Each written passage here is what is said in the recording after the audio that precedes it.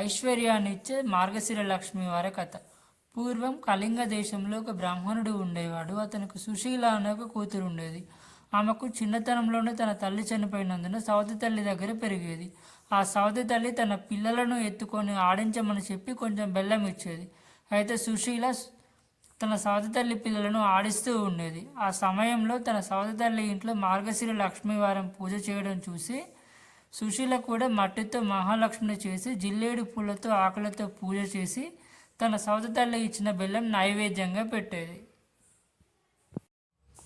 కొన్ని సంవత్సరాల తర్వాత సుశీల పెద్దదవడంతో పెళ్లి చేసుకొని అత్తవారింటికి వెళ్ళిపోయింది. అప్పుడు కూడా తనతో పాటే లక్ష్మీదేవి బొమ్మను సైతం తీసుకువెళ్ళిపోయింది. అప్పటి నుండి సుశీల పుట్టింటి వైభవం తగ్గిపోతూ వచ్చింది. కానీ అత్తవారింట్లో మాత్రం నిత్య కళ్యాణం పచ్చతోరణమైంది. పుట్టింట్లో మాత్రం నిత్య దరిద్రంగా పరిస్థితి మారింది.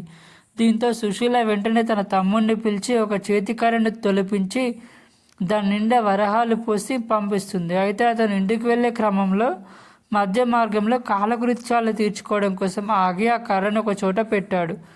అంతలోనే దారిన పోయే వాళ్ళు ఆ కర్రను తీసుకొని వెళ్ళిపోయారు. కాలకృత్యాలు తీర్చుకొని తిరిగి వచ్చిన సుశీల తమ్ముడు కర్ర కోసం వెతుకుతాడు. ఆయన కనబడకపోవడంతో చేసేదేం లేక దిగులుగా ఇంటికి వెళ్తాడు.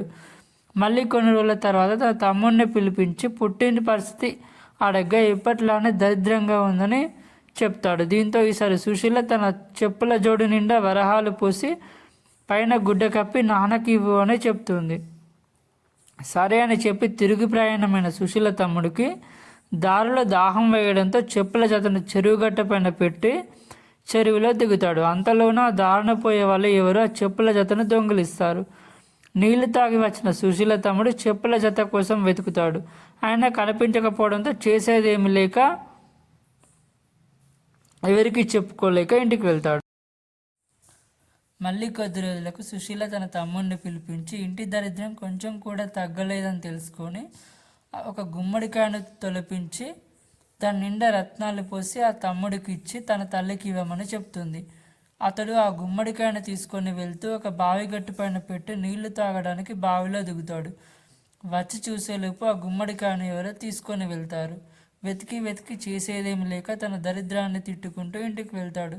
ఆ తర్వాత కొన్నాళ్లకు సుశీల తన పుట్టింటి విషయాలు తెలుసుకొని వాళ్ళను ఉద్ధరించడం ఎలాగా అని దీర్ఘంగా ఆలోచించి భర్త అనుమతి తీసుకొని పుట్టింటికి వెళ్ళిపోతుంది.